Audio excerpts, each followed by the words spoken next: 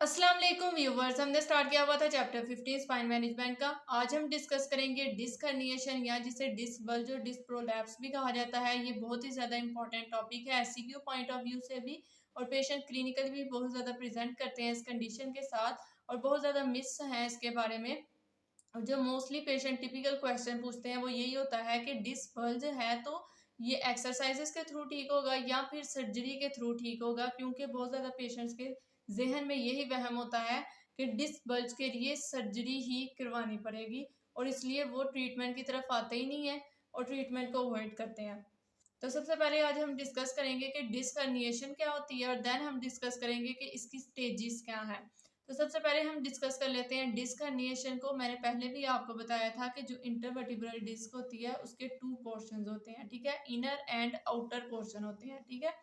जो inner portion होता है, सेंट्रल पोर्शन होता है, इसमें वाटर कंटेंट होता है, तो इसको हम क्या कहते थे, न्यूक्लियस पल्पोसस,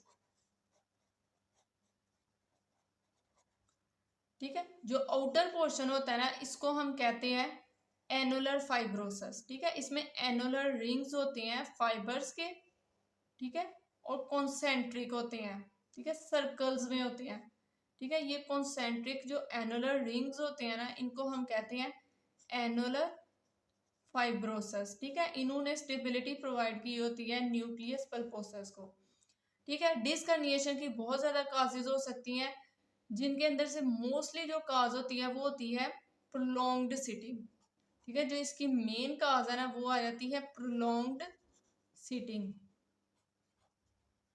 ठीक है। सिटिंग करने से मसला नहीं होगा उसको, लेकिन इनकरेक्ट पोस्चर के अंदर जब वो प्रोलॉन्ग सिटिंग करेगा तो उसकी वजह से उसे डिस्क हर्निएशन के चांसेस इंक्रीज हो जाएंगे। अब क्या होता है कि जब प्रोलॉन्ग सिटिंग है गलत पोस्चर के अंदर, तो उसकी वजह से एनुलर फाइब्रोसिस जो ये फाइबर रिंग्स है ना, ये वीक हो जाएंगे, ठीक है। जब ये वीक हो जाएंगे तो इन्होंने क्या किया हुआ था, इन्होंने स्टेबिलिटी प्रोवाइड की हुई थी, ये वाटर जो कंटेंट था न्यूक्लियस पल्पोसस का, ठीक है। अब क्या होगा कि जब ये वीक हो जाएंगे तो इनकी वीकनिंग की वजह से ये जो कॉन्सेंट्रिक सर्कल्स हैं ये ब्रेक हो जाएंगे। जब ये ब्रेक हो जाएंगे तो न्यूक्लियस पल्पोसस जो है ना वो इजीली इनको ब्रेक करके, ठीक है, वो मूव आउट हो जाएगा फ्रॉम द इंटरवर्टिब्रल डिस्क, ठीक है। ये जो वाटर कंटेंट है न्यूक्लियस पल्पोसस का, जब ये माइग्रेट हो जाएगा आउट फ्रॉम द डिस्क, तो इसको हम कहते हैं डिस्क हर्निएशन,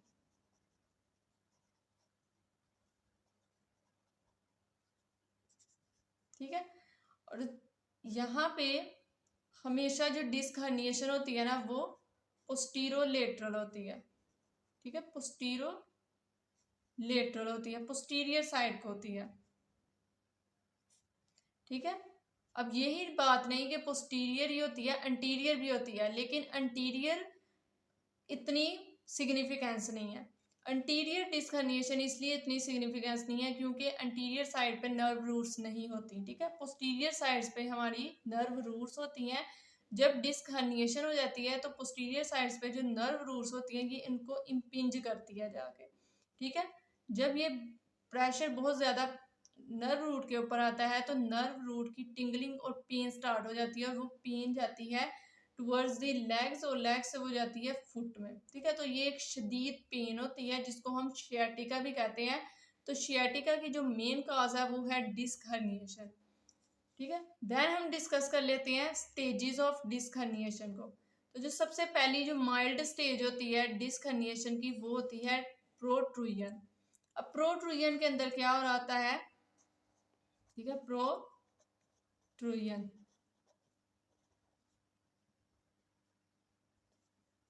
ठीक है। अब ये वर्टिब्रास है, वर्टिब्रास के दरमियान में क्या है, इंटरवर्टिब्रल डिस्क है। प्रोट्रूजन में क्या होता है कि डिस्क हर्निएशन होती है, लेकिन डिस्क हर्निएशन माइल्ड होती है, इसमें थोड़ी सी जो वाटर कंटेंट होता है ना वो बाहर आता है फ्रॉम द डिस्क, ठीक है। अब देखेंगे यहाँ से क्या पास हो रही होती है, पोस्टीरियर साइड से नर्व रूट्स होती हैं, ठीक है। अब माइल्ड इसलिए है क्योंकि थोड़ी सी डिस्क प्रोट्रूड हुई है और इसकी वजह से नर्व रूट इम्पिंज नहीं हो रही, ठीक है। तो ये माइल्ड कंडीशन है, प्रोट्रूजन को एक्सरसाइजेस के थ्रू ठीक किया जा सकता है, कौन सी एक्सरसाइजेस, क्योंकि डिस्क हर्निएशन एक्सटेंशन बायस है, तो इसलिए एक्सटेंशन एक्सरसाइजेस के थ्रू प्रोट्रूजन को ठीक किया जा सकता है। ठीक है, यहाँ पे आप देख सकते हैं क्रॉस सेक्शन में कि यहाँ पे जो वाटर कंटेंट है वो माइल्ड सा मूव आउट हुआ है। इसमें जो वाटर कंटेंट है ना, ठीक है, डिस्क का जो मटेरियल है उसका जो कांटेक्ट है ना वो डिस्क के साथ है। ठीक है, तो इसको हम कहते हैं प्रोट्रूजन। नेक्स्ट हम डिस्कस कर लेते हैं डिस्क हर्निएशन की सेकेंड स्टेज को, एक्सट्रूजन को।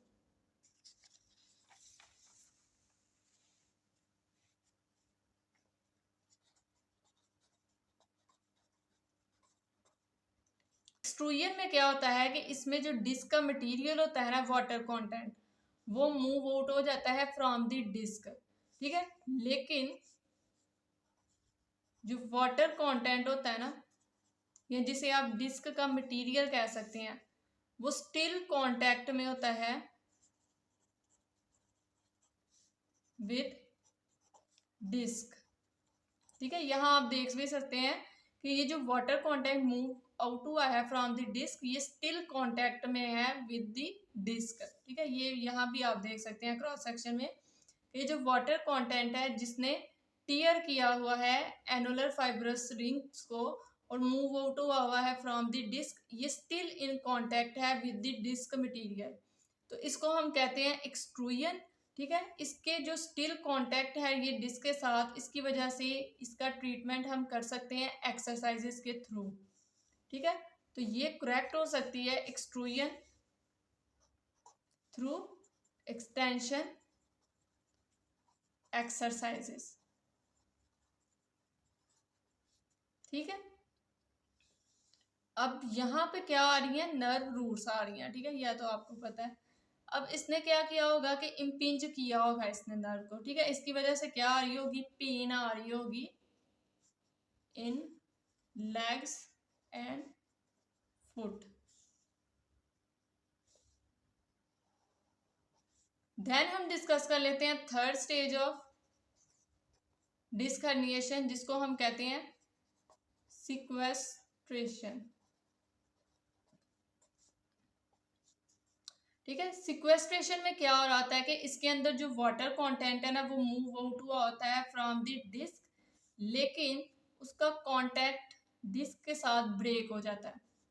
ठीक है, यानी कि ये आप देख सकते हैं कि ये मूव आउट हुआ है water content from the disc और ये ब्रेक हो चुका हुआ है। ठीक है, इसका कांटेक्ट डिस्क के साथ नहीं है। तो सिक्वेस्ट्रेशन में क्या होता है कि वाटर कंटेंट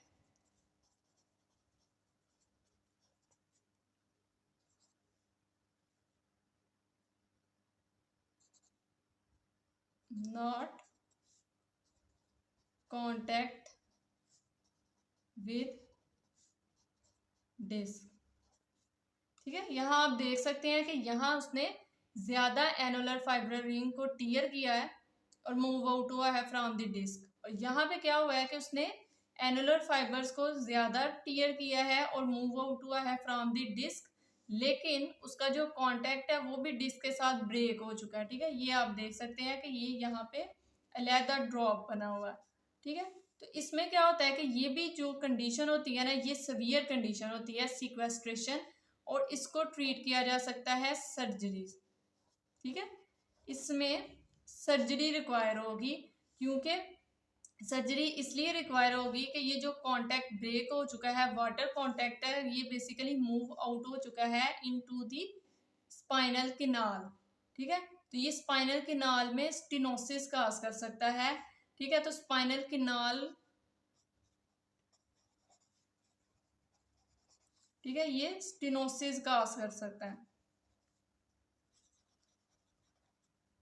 तो इसलिए क्या किया जाता है कि सर्जरी करके जो स्पाइनल कैनाल है उसकी स्टेनोसिस को कम किया जाता है, तो इसलिए सिक्वेस्ट्रेशन को ट्रीट किया जाता है थ्रू सर्जरी। ठीक है, इसको एक्सरसाइजेस के थ्रू ठीक नहीं किया जा सकता, क्योंकि ये मोस्ट सीवियर कंडीशन होती है डिस्क हर्निएशन की।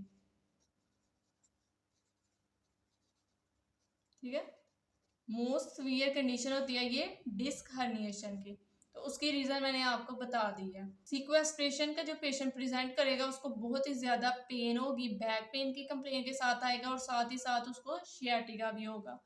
तो सीक्वेस्ट्रेशन को सर्जरी करके ठीक किया जा सकता है। तो ये बेसिकली स्टेजेस थे डिस्क हर्निएशन की। आज हमने डिस्कस कर लिया डिस्क हर्निएशन को, इसकी काजेस को, स्टेजेस को डिस्कस किया, जिसके अंदर प्रोट्रूजन, एक्सट्रूजन या सीक्वेस्ट्रेशन को डिटेल के अंदर डिस्कस किया, इनके ट्रीटमेंट को। नेक्स्ट हम डिस्कस करेंगे डिस्क हर्निएशन के काजेस को, साइन एंड सिम्टम्स को और इसको किस तरह मैनेज किया जा सकता है। अगर इसके अंदर आपको कोई भी कंफ्यूजन हो तो कमेंट सेक्शन में पूछ सकते हैं। तब तक के लिए अल्लाह हाफिज।